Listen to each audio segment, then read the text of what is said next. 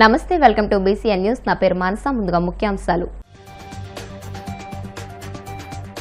Kopparthi electronic manufacturing cluster లో executive centre భవనాన్ని ప్రారంభించిన మంత్రి లోకేష్. మెగా ఇండస్ట్రియల్ హబ్ లో 1,00,000 ఉద్యోగాలు కల్పిస్తామని వెల్లడి. ఈ నెల 10న సూపర్ 6 సూపర్ హిట్ పేరుతో అనంతలో భారీ బహిరంగ సభ. అందరూ సహకరించి విజయవంతం చేయాలని మంత్రి పయ్యావుల కేశవ్ పిలుపు. జగన్ కు చంద్రబాబు విసిరిన సవాల్ ఒక ఏడుపులా ఉందన్న సజ్జల.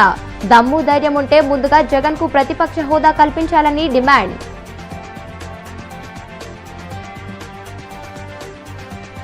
భీమడోలులో స్మార్ట్ రేషన్ కార్డులు పంపిణీ చేసిన ఏపీ ఆప్కాబ్ చైర్మన్ గన్ని.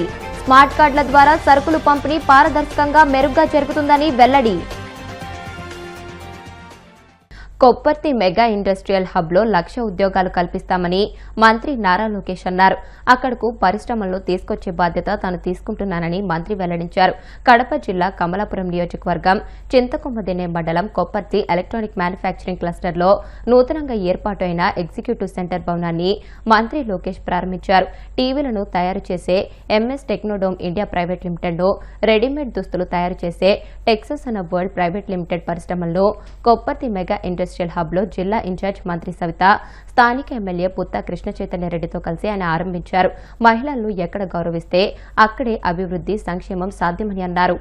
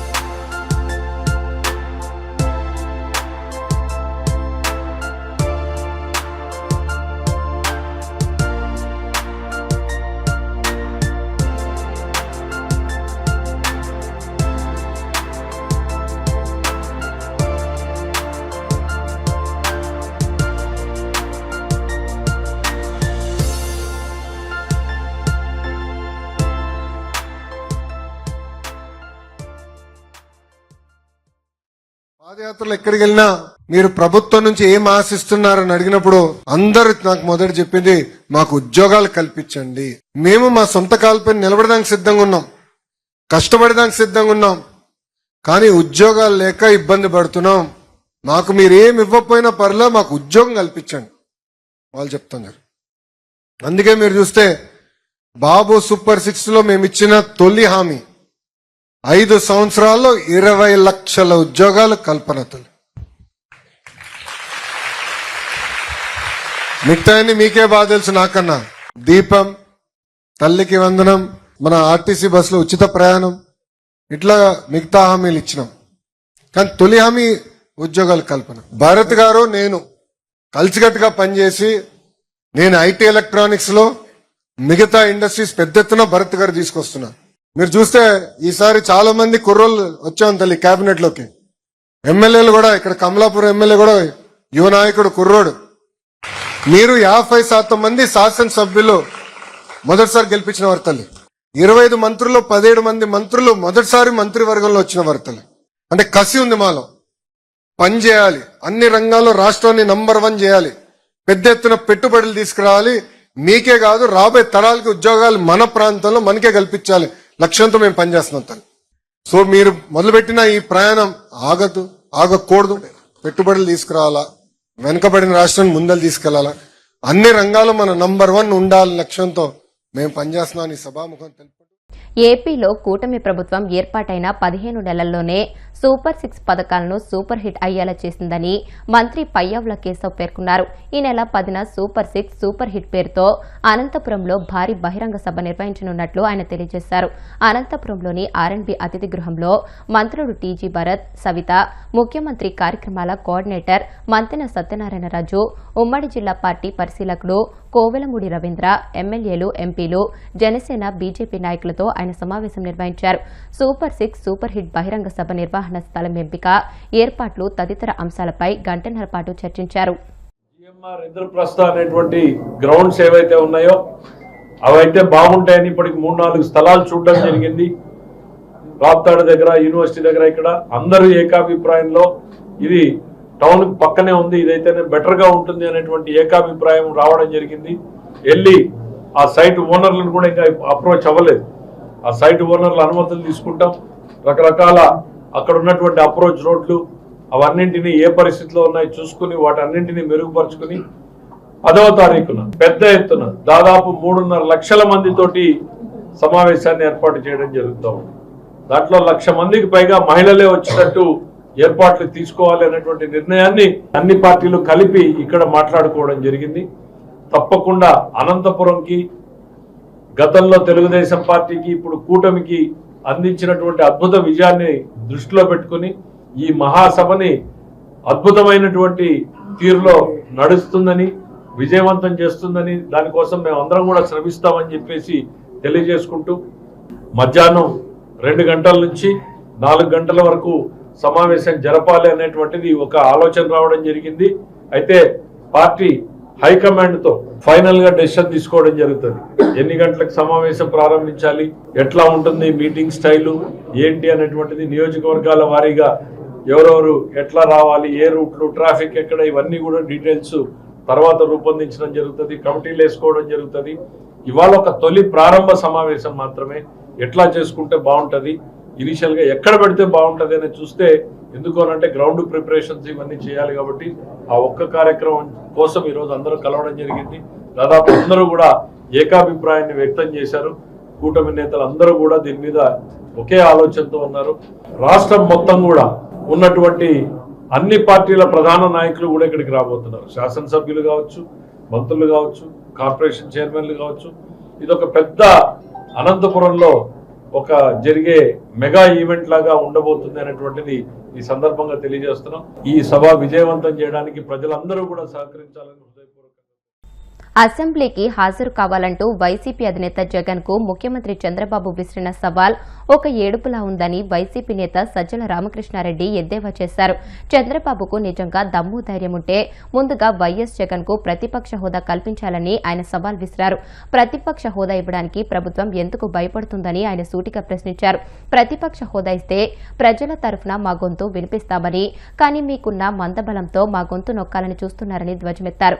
అందుకే జగన్ కు ఆ హోదా ఇవ్వడం లేదని, మీరు ఆ హోదా ఇస్తే చాలు, మీ అందరికీ సమాధానం చెప్పడానికి జగన్ ఒక్కరే సరిపోతారని సజ్జల వ్యాఖ్యానించారు. చిత్రీకరణ చేద్దామని నువ్వు అనుకుంటాను, అందుకోసం పొద్దుపోయిన సవాలు వేసినావు. సో నీకు దమ్ముల ధైర్యం ఉంటే అక్కడన్నా ఇవ్వు, ప్రతిపక్ష హోదా ఇచ్చివు. జగన్మోహన్ రెడ్డి గారు వస్తారు, బ్రహ్మాండంగా నిలదీస్తారు. మా 11 మంది మీ 160 మందికి దీటుగా కూడా నిలబడతారు. లేదా నువ్వు సుపరిపాలనకు సంవత్సరం అని ప్రకటించి ఇంటింటికి వస్తారని 10 ఇళ్ళు కూడా తిరగలేకపోయినారు చూడు మీ నాయకులు, ఎమ్మెల్యేలు. ఇప్పుడు అదే పని, ఇంటింటి దగ్గరికి పోండి. అక్కడ మిమ్మల్ని ఒకరు ఉండి జనమే ఎట్లా వెంటబడి కొడతారో తెలుస్తుంది. అక్కడైనా తెలుస్తుంది. అసెంబ్లీనా, ప్రజాక్షేత్రమా? ప్రజాక్షేత్రంలో జగన్మోహన్ రెడ్డి గారు బయట అడుగు పెడితే చూస్తున్న జనం కానీ, లేదా మాకు అన్యాయం జరిగిందని ఎలుగెత్తి అరుస్తున్న ఆ గొంతుకు కానీ వాటికి సపోర్ట్గా వైఎస్ఆర్సీపీ నిలబడుతున్నది కానీ చూస్తుంది మీరు గమనిస్తే, ఏడాది తిరగకముందు ఎంత అధ్వానంగా నీ పాలన ఉందనేది తీర్పు ఇచ్చారనేది ప్రజలు ఇస్తున్నారనేది స్పష్టమవుతుంది. ఇంకెందుకు పొద్దుపోని మాటలు ఇవన్నీ కూడా.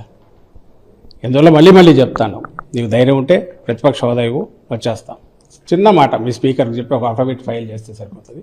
ఇమ్మీడియట్ వస్తారు, ఎట్లుంటుందో ఆ గొంతుకు వినిపిస్తారు. లేదా ప్రజాక్షేత్రంలో ఎలాగో చేస్తున్నావు. అసలు అవి ఎక్కర్లా. జగన్మోహన్ రెడ్డి గారు పెడుతున్న ప్రెస్ కాన్ఫరెన్స్లో ఆయన వేస్తున్న ప్రశ్నలకు నువ్వు సమాధానం ఇవ్వలేక బూతులకు లంఘించుకుంటాడు. నువ్వు, నీ వెనకుండే గణం, నీ మాఫియా గణం ఉంది కదా, మీరందరూ, మీ నాయకులు అందరూ. సో వాటికే ఆన్సర్ ఇవ్వలేకున్నాను. నువ్వు నెలకు ఒకసారి పెన్షన్ ఇంకోటోని ఓ మైక్ పెట్టుకొని, లేదా పక్కన ఊరు లేకుండా ఒక్కడివే పెళ్ళి పబ్లిసిటీకి తయారు చేసుకుంటున్నది అదే చూస్తున్నావు. అది కాకుండా నువ్వు జనంలోకి వెళ్ళు, తెలుస్తుంది. అది ఎన్నికైతే కదా జరిగింది. ఎన్నికైతే ఏమన్నా అనుకోవచ్చు. ఆయన అనుకొని ఆయన భుజాలు ఆయన చర్చుకొని, ఇది ఇప్పుడు అసెంబ్లీ మాదిరే. అసెంబ్లీ జరిగి తనకు చూడు రాలేక బెదురుకున్నారు, మేము బ్రహ్మాండంగా పాలిస్తున్నామని ఇట్లా సెల్ఫ్ సర్టిఫికేట్ ఇచ్చుకుంటాడు. అట్లా అనడానికి ఉపయోగపడుతుందేమో వాటి. కానీ అక్కడ ఎలక్షన్ ఎక్కడ జరిగింది ఆయనకు తెలియదా? అది ఎలక్షన్ జరగలేదు. అండ్ అధికారులు పోలీసులు పోయి ఆడ నడిపింది అది ఒక ఫార్సు, ప్రహసనం. ఓట్లు వాళ్ళే గుద్దుకున్నారు, వాళ్ళకు వాళ్ళు సర్టిఫికేట్ ఇచ్చుకుంటున్నారు తప్ప ఏం జరగలే. నిజంగా అదే వేరే పరీక్షలు ఎక్కర్లే. మేము మాట్లాడడమో ఆయన మాట్లాడడమో ఇవన్నీ ఎందుకు? కావాల్సినంత ఓపెన్ ఏరియా ఉంది. నిజంగా నువ్వు సంవత్సరంలో ఏదైనా చేసినావు అనుకుంటే ఎందుకు ఇల్లు తిరగలేకుండా అన్నారు మీ నాయకులు. మా నాయకులు ఆ రోజు తిరిగినట్టు 2-3 సార్లు తిరిగారు, ఒకసారి కాదు. జగన్మోహన్ రెడ్డి గారు పంపించారు, మా ఎమ్మెల్యేలు తిరిగారు. మీ వాళ్ళని పొమ్మనండి, ఇల్లు 10 ఇళ్ళు సరిగా తిరగమనండి వరుసగా. మేము చేసాం ఏడాది పాలన మోసం, దాని గురించి ఇప్పుడు చేస్తున్నాం. బాబు షూరిటీ మోసం గ్యారెంటీ అనే కార్యక్రమం, దానికి వస్తున్న స్పందన ఏంటి? మేము చేయగలుగుతున్న దీన్ని. నీకు అంత అసెంబ్లీలో అంత మెజారిటీ ఉంది, బ్రూటల్ మెజారిటీ ఉంది, నీకు ఉంది, నీకు మందబలం అంతుంది. నువ్వేమో కిందికి వెళ్ళలేకపోతున్నావు. మరి చంద్రబాబు నాయుడు అక్కడే గమనించాలి. ఆయన ఏడ్చినట్టుంది. నీకు పాసులు ఏమి ఇచ్చారో నాకు తెలియదు, కానీ నీకు కానీ మీ నాయనకు కానీ ఎవరైనా అభిమానులను ఉంటే కదా, ప్రేమించే వాళ్ళు ఎవరైనా ఉంటే కదా, అభిమానులు వేల కొద్ది తరలి వస్తే అది ఎట్లుంటుంది అనేది తెలుస్తుంది. మీకు వెతుక్కోవాలి. ఏదో ఈ మధ్య ఇప్పుడు గుంటూరులో తిరుగుతున్నాడు, రోడ్ షో అని చేశాడు ఆయన చంద్రబాబు నాయుడు. ఒక్కడే రోడ్డు మీద పోతున్నాడు, చేయకుండా సెక్యూరిటీ తప్ప ఎవరు పక్కన లేరు.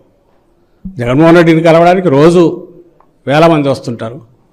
ఆ వేల మందిని తీసుకోవడానికి ఆయన కలపడం ఎట్లడానికి కొన్ని పద్ధతులు ఫాలో కావడం ఎవరైనా చేయాలి. మీరు కేకలేసి అరిచినా వచ్చేవాళ్ళు ఎవరు ఉండరు. లేదా మీరు మొగపోయి ఇల్లు తిరిగినా మీకు వచ్చి నమస్కారం పెట్టి దగ్గరికి తీసుకునే వాళ్ళు ఎవరు ఉండరు. లేదా మీ దగ్గర వచ్చేసి తమ గోడు చెప్పుకునే వాళ్ళు కూడా ఎవరు ఉండరు. ఎందుకంటే గోడు చెప్పినా మీరు పట్టించుకొని అలాంటిదే. మీ నాన్నకు కానీ నీకు కానీ అభిమానులు ఉండరు, ప్రేమించే వాళ్ళు ఉండరు. మిమ్మల్ని వచ్చి ఒక్కసారి మీ దగ్గర మిమ్మల్ని పలకరిస్తే చాలనుకునే వాళ్ళు ఉండరు. ఇక్కడ జగన్మోహన్ రెడ్డి గారిని కలిస్తే చాలనుకునే వాళ్ళు రోజు వేల మంది వస్తుంటారు. స్మార్ట్ రేషన్ కార్డుల ద్వారా రేషన్ సరుకులు పంపిణీ పారదర్శకంగా మెరుగ్గా జరుగుతుందని ఏపీ ఆప్కాబ్ చైర్మన్ గన్ని వీరాంజనేయులు అన్నారు. ఏలూరు జిల్లా భీమడోలు పంచాయతీ కార్యాలయంలో కూటమి నాయకులతో కలిసి ఆయన లబ్దిదారులకు స్మార్ట్ రేషన్ కార్డులు అందజేశారు.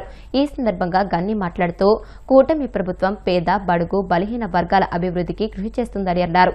సూపర్ 6 హామీలు సూపర్ హిట్ అయ్యాయని, హామీలను అమలు చేయడమే కాకుండా చెప్పని హామీలు కూడా అమలు చేస్తున్న ఘనత కూటమి ప్రభుత్వానిదేనని అన్నారు. భీమడోలు మండలంలో 20,713 రేషన్ కార్డులు సచివాలయ సిబ్బంది, డీలర్ల ద్వారా లబ్దిదారులకు అందించనున్నామని అన్నారు.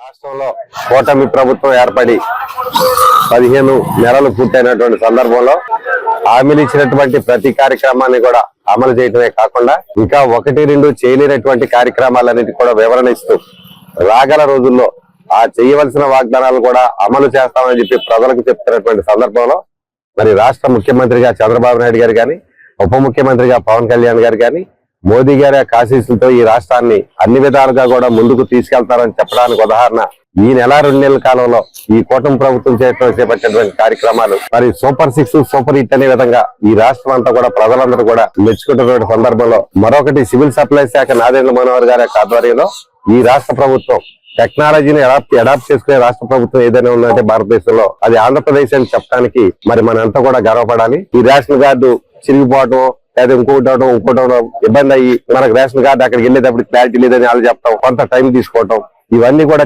చెప్పేసి ఏదైతే ఇప్పుడు స్మార్ట్ రేషన్ కార్డు అంతా కూడా మన బ్యాంక్ లో ఏటీఎం కార్డు ఎలా ఉందో దానికి మించి మంచి క్వాలిటీతో ఇవాళ స్మార్ట్ రేషన్ కార్డులన్నీ కూడా ఇవ్వటమే కాకుండా రాగల రోజుల్లో మనం ఎక్కడైతే మనం రేషన్ డీలర్ దగ్గర మన డీలర్ దగ్గరికి వెళ్ళామో అక్కడ మన దగ్గర ఉన్నటువంటి స్మార్ట్ రేషన్ కార్డు వాళ్ళకి ఇస్తే వాళ్ళు స్వైప్ చేసుకున్నాక తర్వాత మనం ఏదైతే మనం ఇది చేస్తామో వెలుముద్ర వేస్తామో బయోమెట్రిక్, ఆ బయోమెట్రిక్ ముందు స్వైప్ చేసుకుంటాం, బయోమెట్రిక్ తీసుకుంటాం, రేషన్ ఇచ్చేయటం. ఇటువంటి ప్రభుత్వ పథకాలన్నీ కూడా రేషన్ కార్డు ద్వారా ఇచ్చేటువంటి పథకాలన్నీ కూడా మరి అతి తక్కువ టైంలో అతి సుసంపన్నమైన మంచి type of activity valley smart ration card అని చెప్పడానికి మేమంతా కూడా గర్వపడతా ఉన్నాం.